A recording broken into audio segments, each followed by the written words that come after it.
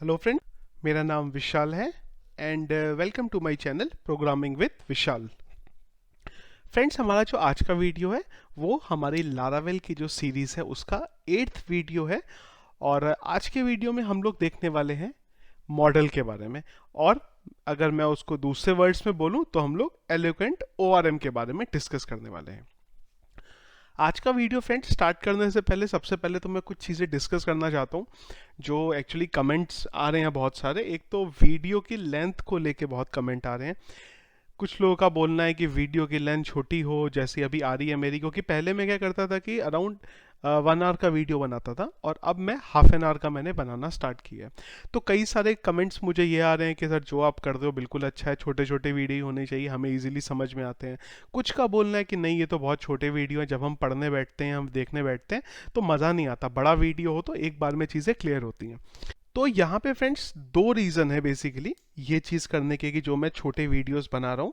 पहला रीज़न तो ये है कि अगर आप बड़ा वीडियो देखते हैं तो कल को अगर मैं 3-4 टॉपिक को एक ही साथ लेके चलूंगा वीडियो में, तो अगर आगे जाके आपको 1 महीने बाद, 2 महीने बाद कभी भी, या कोई एक ऐसा जना हमारे चैनल पे आए जहाँ पे वो स्पेसिफिक एक टॉपिक देखना देखना चाहता है, तो उसको क्या करना पड़ेगा, वो वीडियो को ना आगे आगे जाके पहले वो पर्टिकुलर जगह पे आना पड़ेगा। तो फालतू का एक टाइम वेस्ट होगा उसका। पहली चीज़ है ये।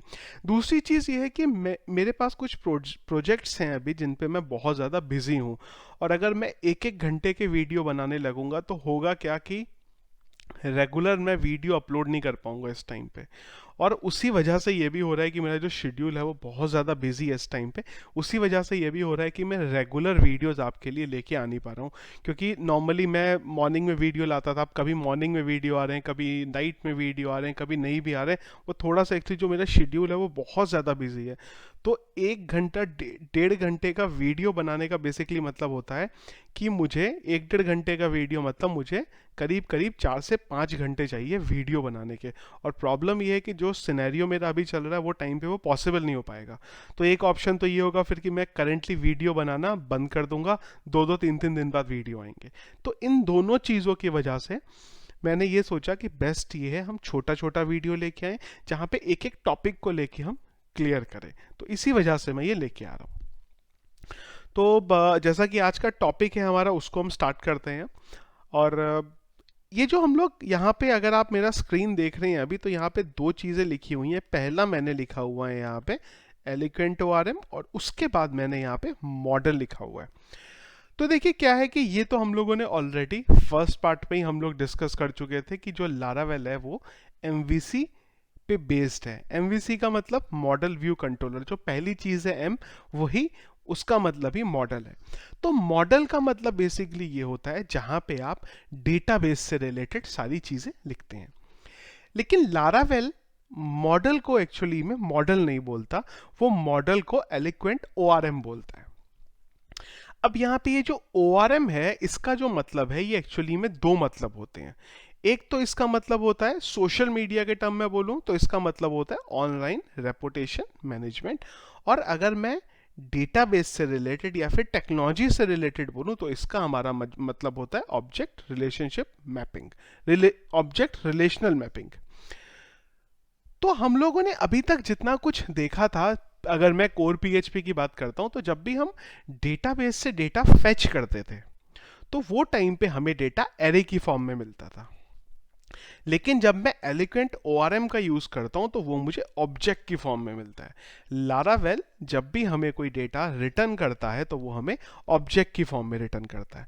तो इसका एक फायदा तो ये होता है कि वो बहुत इजीली जेसन में कन्वर्ट हो जाता है और हमारे एपीआईज में भी हेल्प करता है। तो लारावेल मॉडल को मॉडल ना बोल के एलिक्वेंट ओआरएम बोलता है। अगर आप लारावेल के डॉक्यूमेंटेशन पे जाएंगे तो वहां पे भी वो मॉडल वर्ड यूज नहीं करता, वो उसको एलिक्वेंट ओआरएम यूज करता है। तो अगर आपको कोई ये बोलता है कि भाई आपको लारावेल में एलिक्वेंट ओआरएम आता है, तो उसमें कुछ कंफ्यूज होने की, डरने की बात नहीं है। सडनली आप सोचिए कोई नई टेक्नोलॉजी आ गई, नई टर्म आ गई, वो टर्म बस इतनी है कि मॉडल को वो उधर बोलता है। अब मॉडल का मतलब बेसिकली ये हुआ जहां पे आप अपना डेटाबेस से रिलेटेड चीजें लिखते हैं। आप एसक्यूएल क्वेरी लिखना चाहें वो भी लिख सकते हैं, या आप कुछ एरे बना रहे हैं, बेसिकली जो भी डेटा से रिलेटेड चीज हो गई वो हमारी मॉडल में चली जाती हैं। अब लारावेल के अंदर मॉडल को बहुत ही ज़्यादा पावरफुल ढंग से बनाया हुआ है। जो लारावेल का रूल है, अगर आप वो रूल को फॉलो करेंगे तो आपको बिना एसक्यूएल क्वेरी को लिखे भी डेटा फेच कर सकते हैं। जो मैं आपको वर्ड बोल रहा हूँ, जो मैं आपको सेंटेंस बोल रहा हूँ, वो हो सकता है थोड़ा सा कंफ्यूजिंग क्रिएट कर दे कि यार अगर हम एसक्यूएल क्वेरी नहीं लिखेंगे, अगर कुछ कॉल ही नहीं करेंगे तो डेटा कैसे मिलेगा। यही खास चीज़ है लारावेल की। लारावेल बोलता है कि भाई आप मेरे अकॉर्डिंग चीज़ों को सेट करो। डेटा लाना, डेटा देना, डेटा अपडेट करना, डेटा डिलीट करना, वो रिस्पॉन्सिबिलिटी मेरी है। उसके लिए आपको कुछ भी नहीं करना, आप बस मेरे लिए मॉडल की जो सेटिंग मैं बोलता हूं वो सेटिंग करके रख दो। तो लारावेल यहां पे जो रूल फॉलो करता है वो बेसिकली ये है कि जब भी आप मॉडल बनाएंगे तो उसका नाम सिंगुलर होना चाहिए, और जब भी आप कोई डेटाबेस में टेबल बनाएंगे तो उसका नाम प्लूरल होना चाहिए। क्या मतलब है यहाँ पे कि अगर आप जब डेटाबेस में टेबल बनाने जा रहे हैं तो आप ये यूजर नाम से ना बना के इसको यूजर्स नाम से बनाइए। इसको कन्वर्ट कर देते हैं यूजर्स के रीनेम। ठीक है जी। ओ ओ सॉरी सॉरी, ये तो गलती से मैंने डेटाबेस को रीनेम कर दिया। इसको तो मैं यूट्यूब कर देता हूँ। टेबल को एक्चुअली रीनेम करना था हमें। डेटाबेस मेरा फिर से रीनेम हो गया। ये टेबल पे चलते हैं हम और टेबल पे करते हैं ऑपरेशन और इसको रीनेम कर देते हैं। तो रीनेम का ऑप्शन ये रहा, इसको मैं यूजर्स कर देता हूँ। चलिए, तो यहां पे जो लारावेल है वो क्या बोलता है कि अगर आपने टेबल का नाम में एस लगा दिया, प्लूरल कर दिया, तो मॉडल जब भी बनाने जाओ तो उसको कुछ इस ढंग से बनाओ। कैसे बनाओ? अच्छा, इससे भी पहले एक चीज देखें कि मॉडल हमारा बनता कहाँ है। तो जो आपका ऐप का फोल्डर है इसके अंदर आपका मॉडल बनता है। अगर आप ये यूजर नाम का देखें तो ये ऑलरेडी यहाँ पे एक बना बनाया मॉडल है। ये इसने पहले ही बना के आपको रखा हुआ है। तो अब अगर आपको नया मॉडल बनाना है, एक तरीका तो यही है, फाइल का रीनेम, फाइल की कॉपी कर लें और इसके अंदर जो ज़रूरी कोड है वो रखें, या फिर जो हम करते हैं हमेशा की तरह CMD कमांड प्रॉम्प्ट। कैसे कर सकते हैं इसे? अच्छा, एक चीज़ और है, कुछ लोगों के कमेंट्स आए थे जैसे कि अगर हम यहाँ पे कोई कमांड टाइप कर दें तो हमारा ये CMD बहुत बढ़ जाता है। अगर आप इसको रिमूव करना चाहते हैं तो CLS का आप यूज़ कर सकते हैं। अब अगली चीज है कि मॉडल बनाएं कैसे, तो वही make PHP artisan make model. अच्छा, यूजर नाम से तो ऑलरेडी बना हुआ है तो उस टेबल के नाम को थोड़ा सा चेंज करना पड़ेगा। तो क्या करें भाई, टेबल का नाम लेट्स से मॉडल का नाम क्या करें? मॉडल का नाम कर लेते हैं, चलिए प्रोफाइल कर देते हैं। तो उधर प्रोफाइल्स करना पड़ेगा उसे। देखिए, जैसे ही मैंने इधर करा तो मेरी एक यहाँ पे टेबल फाइल बन गई एक प्रोफाइल करके। चलिए, ये प्रोफाइल की जो टेबल बनी इससे एक बार खोल के, सॉरी, प्रोफाइल की जो फाइल बनी, मॉडल बना, उससे खोल के देखते हैं। तो ये हमारा बेसिकली मॉडल बन गया। अब यहाँ पे आप ये देखिए क्या लिखा हुआ है।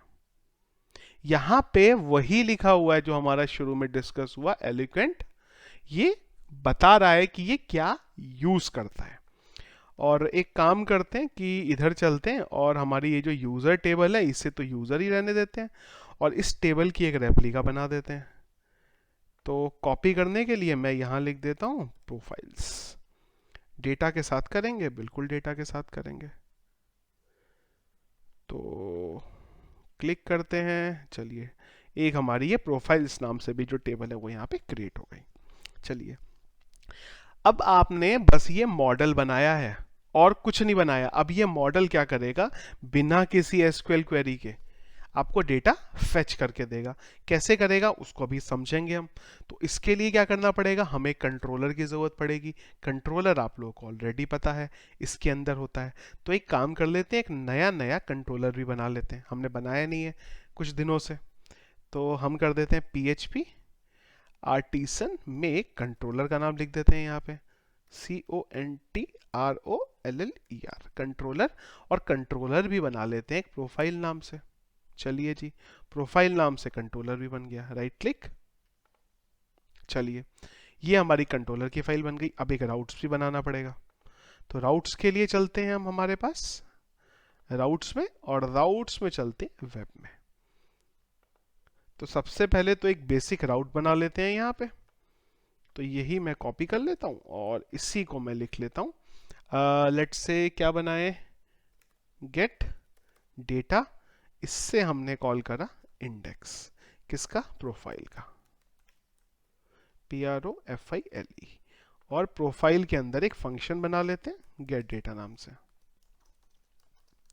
फिलहाल यहां पे हेलो खाली प्रिंट कराते हैं और एक बार इसे रन करके देख लेते हैं कि बराबर चल रहा है कि नहीं चल रहा। तो कंट्रोलर कुछ तो हमारा गड़बड़ है, PROFILE। तो एक बार देखें, हमने बराबर लिखा है प्रोफाइल,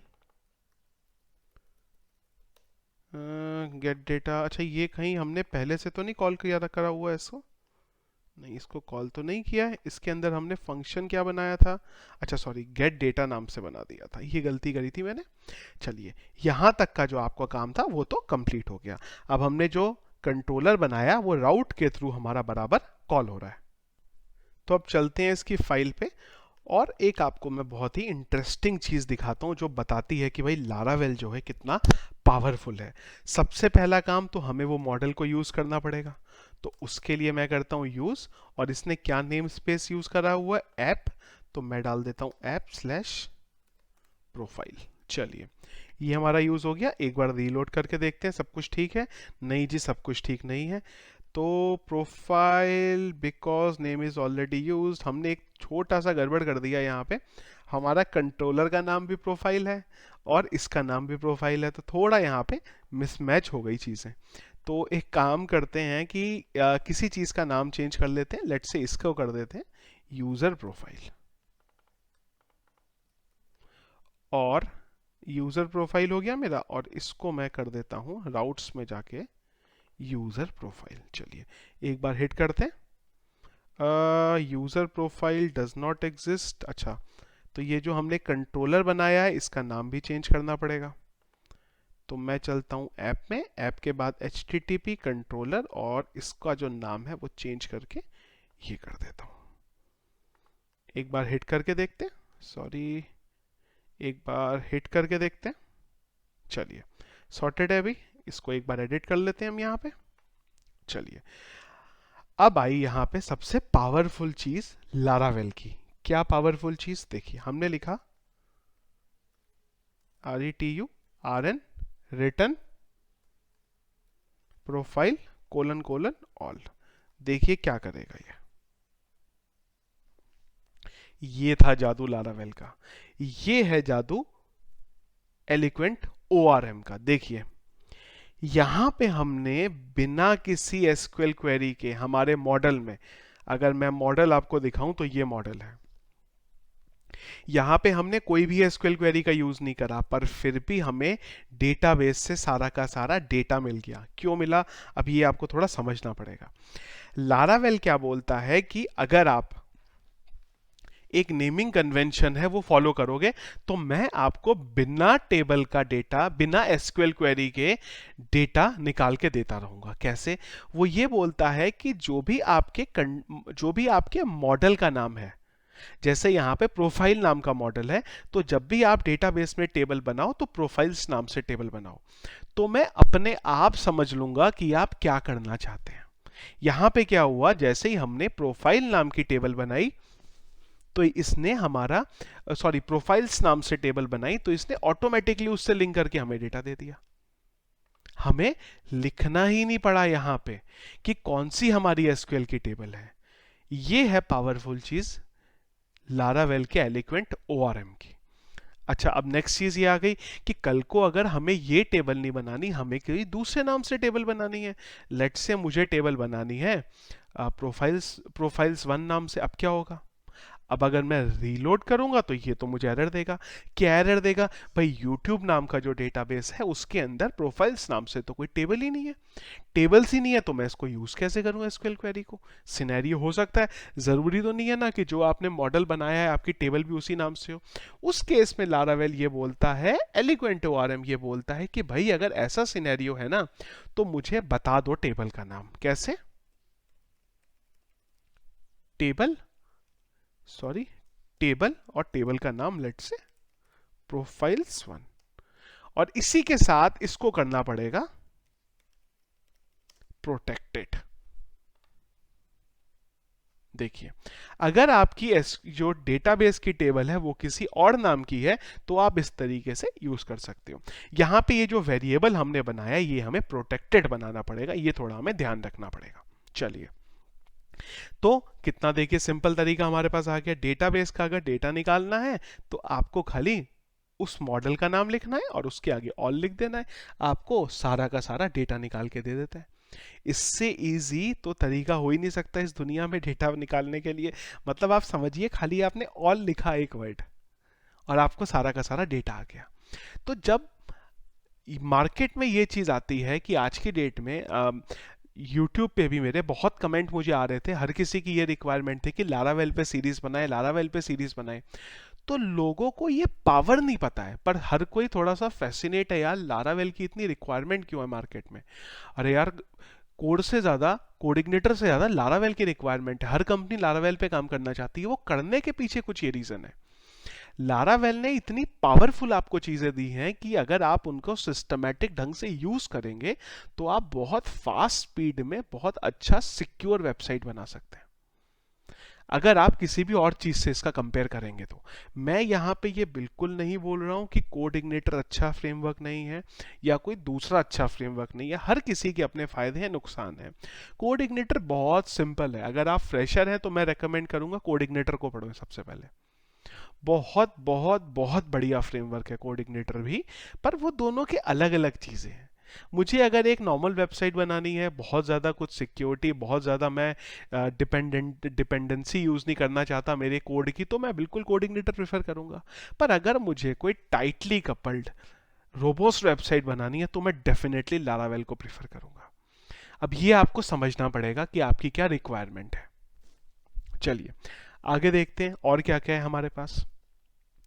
अब ये तो हमारे पास डेटा आ गया। अब मान लीजिए हमारे पास एक कंडीशन ये आ जाए कि हमें कोई स्पेसिफिक आईडी का डेटा लगाना हो, तो यहां पे बढ़िया गेम हो जाता है। यहां पे एलिगेंट ओआरएम ये बोलता है, जो मैंने आपको लास्ट वीडियो में बताया था क्वेरी बिल्डर के बारे में, तो ये क्या बोलता है भाई, मैं क्वेरी बिल्डर को भी साथ लेके चलूंगा।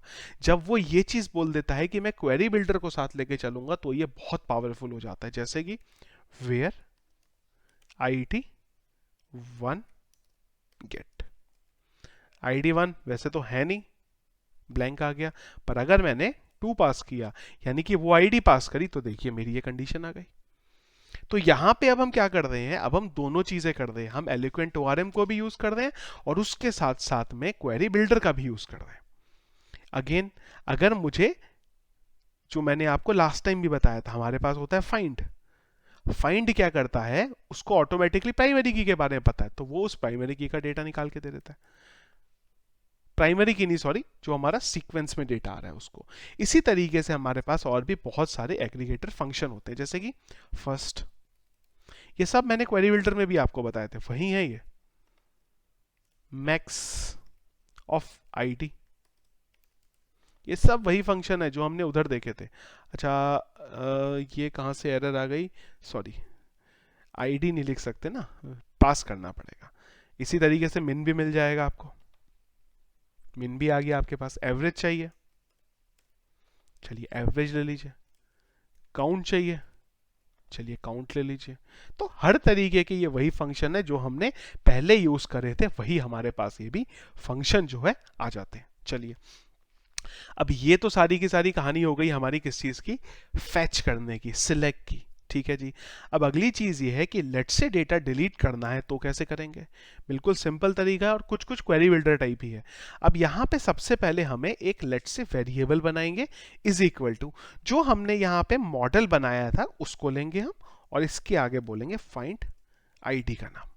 रीलोड करके चेक करेंगे सब कुछ बराबर है। चलिए, जैसे यहां पे गए एरर आ गई, तो इसको थोड़ा सा डबल कोलन कर देते हैं। चलिए, सॉर्टेड है। अब अगर आप चाहते हैं ये 2 नंबर आईडी का डेटा रिटर्न करें तो कुछ आप क्या कर सकते हैं, आरईएस, और आरईएस को आप बोल देंगे डिलीट। तो मैं क्या करता हूं, यहां पे रिटर्न करा देता हूं। हम लोगों ने जो पहले किया था, प्रोफाइल ऑल।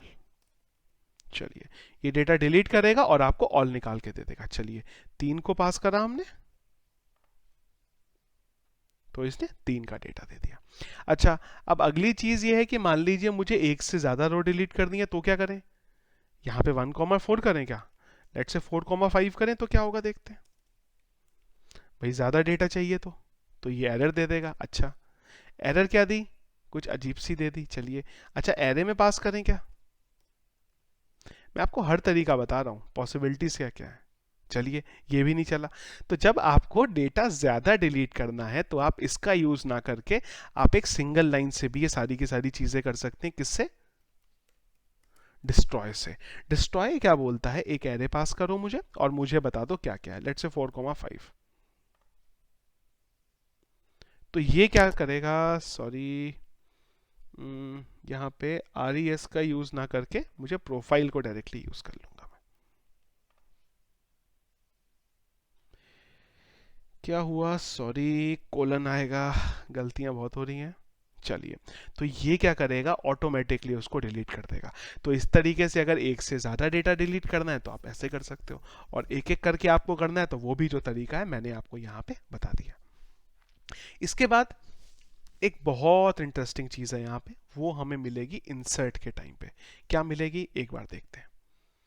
तो जब हमें डेटा इंसर्ट करना है तब क्या करेंगे? तो सबसे पहले हम लिखेंगे एक variable, let's say RES is equal to new, और हमारा जो मॉडल है। चलिए,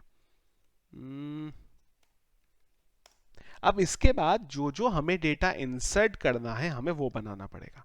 तो हम यहाँ पे क्या बोल सकते हैं? क्या क्या है हमारे पास रिकॉर्ड? अगर हम टेबल में देखें तो एक नेम है और एक ईमेल है।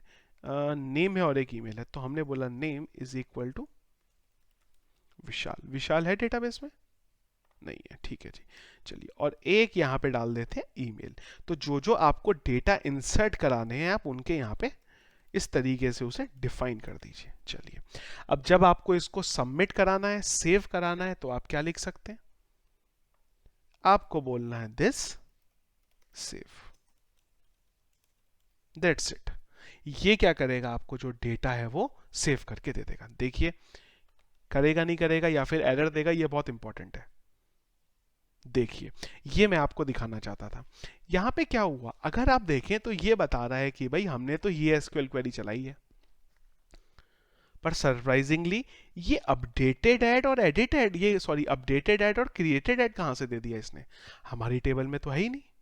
तो ये जादू है अगेन हमारे एलिगेंट ORM का। ये क्या बोलता है कि जब भी मैं डेटाबेस में कोई डेटा इंसर्ट करने जाऊं तो मुझे क्रिएटेड ऐड और अपडेटेड ऐड डेटाबेस के कॉलम में चाहिए। पर अब क्वेश्चन और प्रॉब्लम ये है कि भाई जरूरी थोड़ी है कि जब भी हम डेटाबेस की टेबल बनाएं तो हम उसमें ये फील्ड डालें। ज्यादातर हम रखते हैं बिल्कुल, पर हो सकता है हमने ना रखा हो, तो क्या करें? उस केस में हमें लारावेल को ये फोर्सफुली बताना पड़ेगा। कैसे बताएंगे? Again, protected time, STAMPS false. Reload करेंगे। अगेन आ गया मस्ट बी पब्लिक। सॉरी, ये इसने बताया कि पब्लिक होना चाहिए।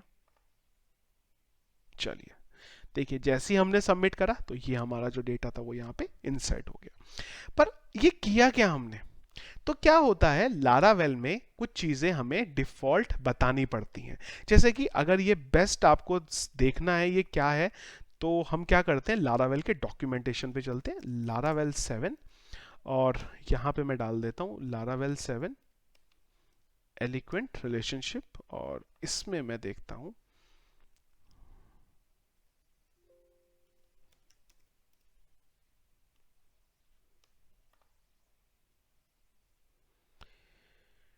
Time STAMP।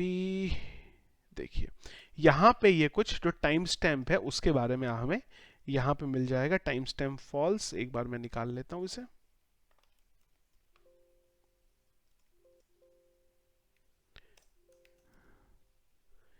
FALSC ये यहाँ पे नहीं है। एक बार चलते हैं फिर से एलिक्वेंट,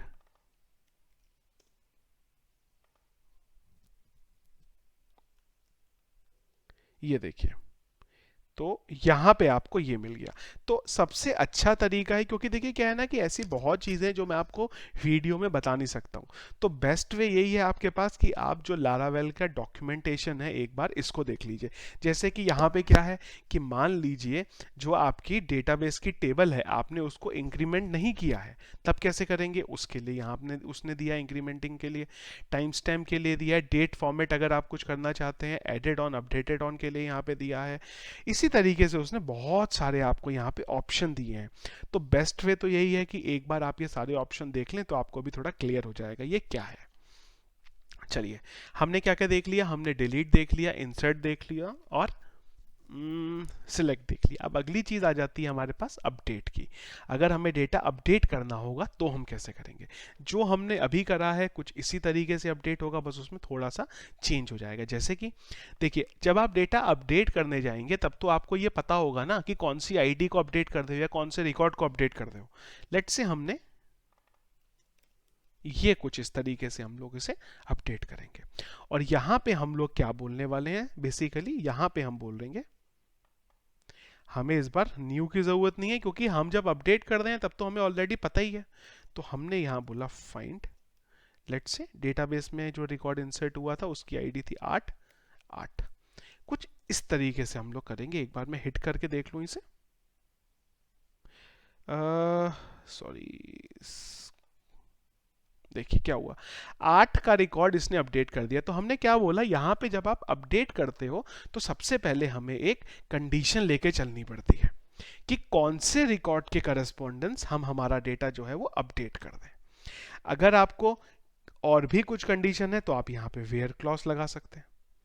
वेयर के थ्रू भी मैंने आपको बताया था, क्वेरी बिल्डर में हम लोगों ने देखा था कि अगर हमें डेटा अपडेट करना होता तो हम कैसे करते हैं। मैं आपको एक बार फिर से दिखा देता हूँ। यहाँ पे इसे मैं कमेंट आउट कर देता हूँ और मैं फिर से इसको विशाल करना है। तो यहाँ पे हम क्या करेंगे, हम लिखेंगे वेयर आईडी और इसके बाद हम लिख लेते हैं 8 अपडेट और एक एरे डाल देते हैं। क्या क्या है? नेम है हमारे पास लेट से विशाल और ईमेल है हमारे पास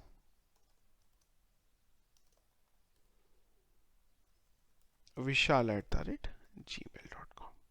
चलिए रीलोड करके देखते हैं एक बार। चलिए, अगेन एरर, क्योंकि एरर की तो लाइन लगी हुई है। तो कहाँ पे गड़बड़ हुई है हमारी? ये क्या कर दिया हमने, एसोसिएटिव एरे बनाना था और हम लाइन दे रहे हैं, तो ये तो चलेगा नहीं। देखिए यहाँ पे इसने क्या करा, आईडी 8 के करस्पॉन्डेंस अमित को विशाल कर दिया और ईमेल को चेंज कर दिया। तो आपके पास ये अलग अलग तरीके आ गए। देखिए पावर किस चीज को मिली कि जब आपने एलिक्वेंट ओआरएम और क्वेरी को, अपने क्वेरी बिल्डर को, दोनों को एक साथ यूज कर लिया, तो ये जो लारावेल है ये एक नेक्स्ट लेवल पे पहुंच जाता है। इतना इजी सॉल्यूशन है। देखिए कई बार एसक्यूएल क्वेरी हमें लिखनी पड़ती है तो हमें याद ही नहीं रहती, हम कुछ सिंटेक्स में गड़बड़ कर देते हैं, पर यहाँ पे एसक्यूएल क्वेरी के सिंटेक्स में गड़बड़ होने के चांसेस गलत है। अच्छा, अब वो बात अलग है कि आप इसकी जगह पे ये लिख दो, अब ये चीज़ तो एग्जिस्ट नहीं करती, तब तो देखो भाई ऑब्वियस ही बात है एरर आएगी। पर अगर आप क्वेरी के पैरामीटर ठीक से लिखेंगे तो आपका जो एरर है यहाँ पे कोई भी नहीं आएगा। तो ये फ्रेंड्स था हमारा वीडियो आज का, जिसमें हम लोगों ने डिस्कस ये करा कि अगर हमें हमारे मॉडल में ये सारी चीज़ों को करना हो तो हम कैसे करेंगे। ये अगर आप यहाँ पे देखेंगे तो हम लोग मॉडल का कोई यूज़ कर ही नहीं रहे हैं, हम लोगों ने बस यहाँ पे नाम प्रॉपर लिखे हैं। अब अगर आप चाहें तो एसक्यूएल क्वेरी को या मॉडल में भी डिफाइन कर सकते हैं, कोई प्रॉब्लम नहीं है। पर हम लोगों को अगर एक मॉडल बना लेते हैं यहाँ पे, तो ये जो हमने इधर कंट्रोलर बनाया है, बस खाली हम यहाँ से इस मॉडल में जो एलिक्वेंट ओआरएम में फंक्शंस बने हुए हैं पहले से, हम बस उस फंक्शन को खाली हमारे यहाँ पे एग्जीक्यूट करा ले रहे हैं और हम यहाँ पे कुछ नहीं कर रहे हैं।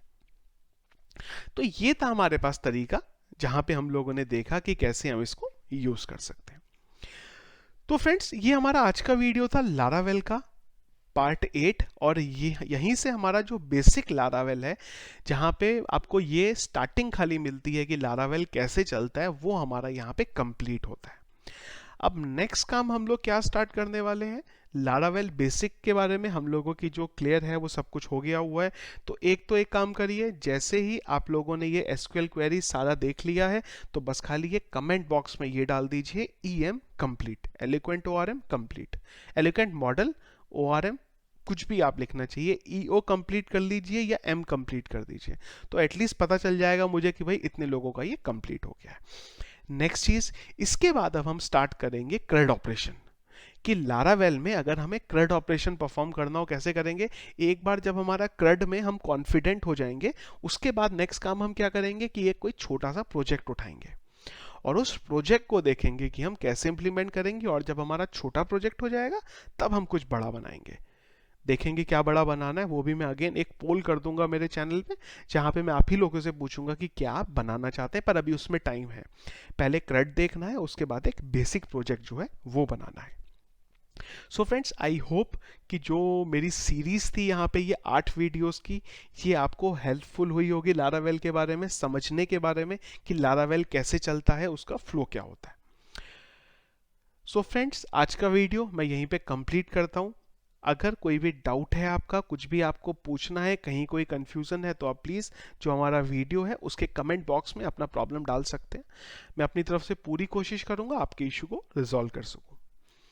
इसी के साथ फ्रेंड्स, अगर आपको ये मेरा वीडियो पसंद आया है तो प्लीज़ लाइक ज़रूर करिए, क्योंकि आपके लाइक करने से मुझे बहुत मोटिवेशन मिलती है कि हाँ, जो मैं बना रहा हूँ वो एटलीस्ट आप लोगों को पसंद आ रहा है, कि जो बनाने में मेरा टाइम लग रहा है, मैं टाइम स्पेंड कर रहा हूँ, वो एटलीस्ट किसी के हेल्पफुल हो रहा है।